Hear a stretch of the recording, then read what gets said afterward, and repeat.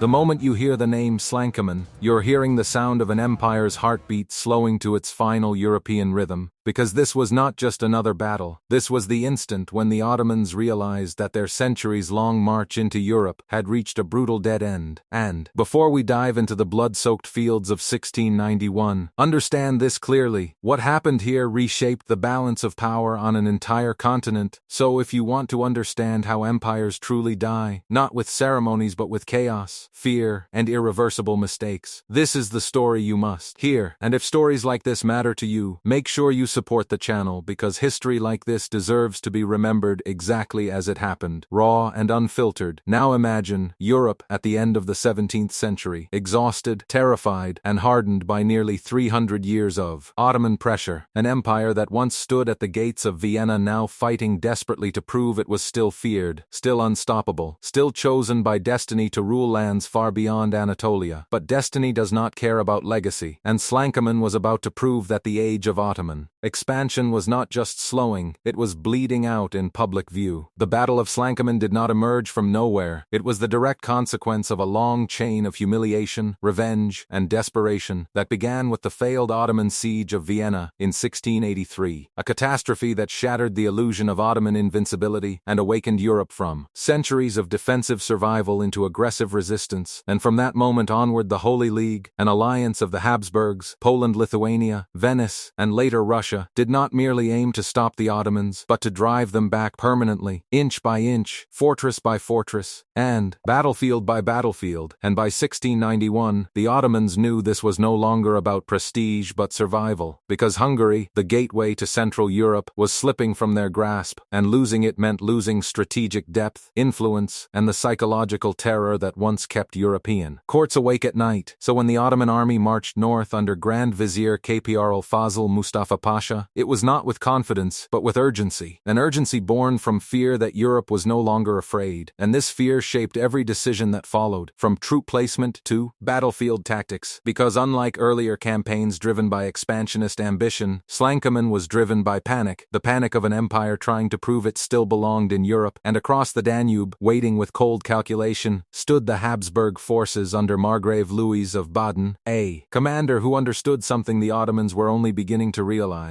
This war was no longer about winning land, it was about breaking the enemy's ability to ever return. And the terrain near Slankamen, with its rivers, heat, and limited mobility, would become a silent weapon as deadly as any cannon, because the Ottomans marched into the battlefield under a brutal summer sun, plagued by supply issues, exhausted horses, and an army composition that no longer reflected the disciplined war machine of Suleiman's era, but a strained mix of janissaries, provincial troops, and auxiliary forces struggling to coordinate under pressure. And yet, despite all this, the Ottomans still believed in numbers, still trusted in their historical dominance, still assumed that European armies would eventually crumble under sustained assault. But Europe had changed, its armies professionalized, its artillery refined, its commanders experienced in fighting the Ottomans on equal terms. And when the two sides met on August 19, 1691, the clash was not between old enemies repeating familiar roles, but between an aging empire clinging to memory and a rising Europe fueled by momentum. And the battle unfolded with terrifying speed, as Habsburg artillery tore into Ottoman formations, exploiting gaps created by heat exhaustion and logistical chaos. And as Ottoman counterattacks failed to regain initiative, panic spread through the ranks, not the wild panic of raw troops, but the quiet, contagious realization that this battle was slipping away. And when Grand Vizier Fazıl Mustafa Pasha was killed in the fighting, the psychological collapse was immediate and devastating, because the Ottomans had always relied heavily on centralized leadership, and without it, command disintegrated. Orders contradicted each other, units moved without coordination, and what should have been an organized retreat became a massacre, as thousands were cut down while attempting to flee toward the Danube, drowning under the weight of armor, weapons, and sheer terror. And by the time the dust settled, the Ottoman army was shattered, leaving behind artillery, banners, and the undeniable truth that their dominance in Central Europe was over, not symbolically, not gradually, but decisively, because Slankamen was not just a defeat, it was a confirmation that the Ottoman military system, once the most feared in the world, could no longer adapt fast enough to survive in a Europe that had learned all its secrets. What made Slankamen truly fatal to Ottoman hopes in Europe was not just the staggering loss of life or the collapse of one army, but the way the defeat exposed deep, irreversible structural weaknesses that had been quietly rotting the empire from within for decades, weaknesses that could no longer be hidden behind tradition, faith, or past glory, because while earlier defeats could be blamed on bad luck or temporary setbacks, Slankamen revealed a system that was fundamentally outmatched by a modernizing Europe. An empire still relying on centralized authority and rigid hierarchy while its enemies embraced flexibility, decentralized command, and rapid battlefield adaptation, and this contrast became painfully obvious in the aftermath of the battle, as Ottoman survivors retreated in disarray, spreading stories not of heroic resistance, but of confusion, exhaustion, and abandonment, stories that traveled faster than any official report and reached Istanbul loaded with fear, because for the first time the Ottoman ruling elite had to confront a terrifying possibility.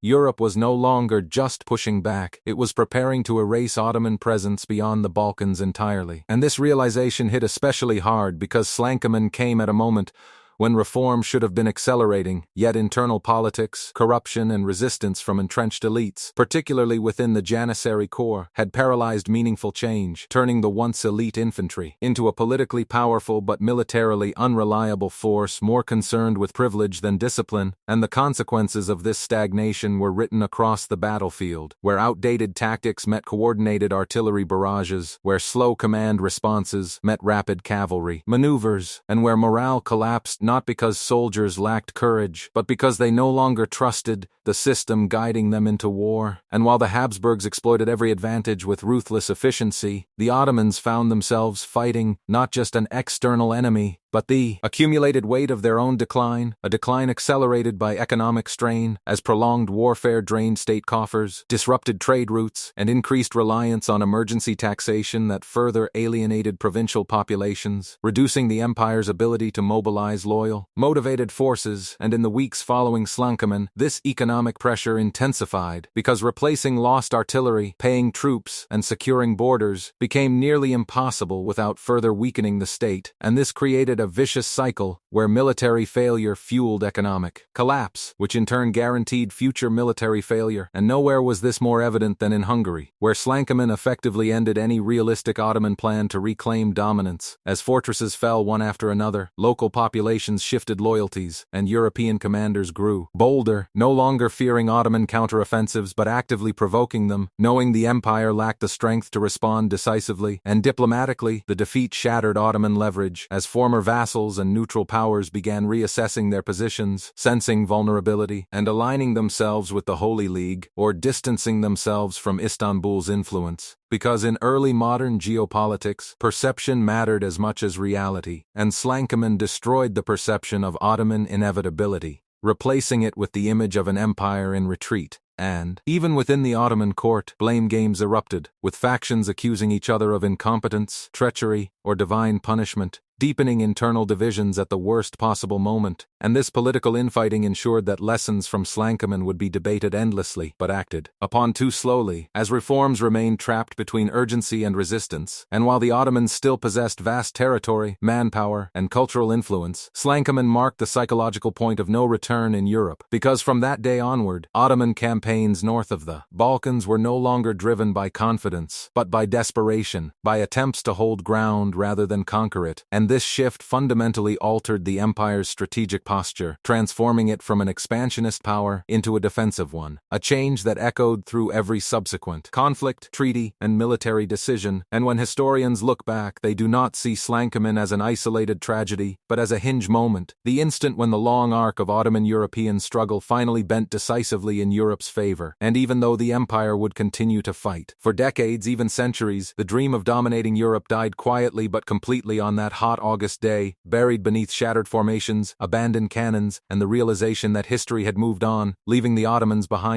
Even though the Battle of Slankamen ended in 1691, its consequences stretched far beyond the battlefield and quietly rewrote the future of Europe and the Ottoman Empire in ways that were impossible to reverse, because from this point onward the Ottomans were no longer shaping events in Europe but reacting to them, always one step behind, always negotiating from weakness rather than strength. And this shift became painfully clear in the the years that followed as the Holy League pressed its advantage, forcing the Ottomans into defensive wars that drained resources and morale without offering any real chance of recovery, and this pressure eventually culminated in the Treaty of Karlowitz in 1699, a diplomatic disaster for the Ottomans that formalized what Slankamen had already proven on the battlefield, that Ottoman dominance in Central Europe was finished, as vast territories in Hungary, Transylvania, and Croatia were ceded to the Habsburgs, marking the first major territorial losses the empire ever accepted through treaty rather than temporary military retreat. And this moment shattered the myth of Ottoman permanence, not only in Europe's eyes, but within the empire itself, because once land could be lost on paper, the idea of eternal expansion collapsed, and psychologically this was devastating, as Ottoman strategy shifted fully toward preservation, border defense, and internal control, abandoning the centuries-old mindset of conquest that had once defined its identity. And while the empire would survive for generations after Slankamen, it would do so as a power in decline, constantly reforming too late, fighting wars it could not decisively win, and watching Europe accelerate ahead technologically, economically, and militarily. And today, Slankamen matters because it reminds us that empires rarely fall in a single dramatic moment, but rather die in stages, through battles that expose weakness, through defeats that destroy confidence, and through days when history quietly changes direction. And on that scorching August day in 1691, on the plains near the Danube, the Ottomans did not just lose a battle, they lost the future they once believed was guaranteed, and Europe moved forward knowing the balance of power had permanently shifted in its favor.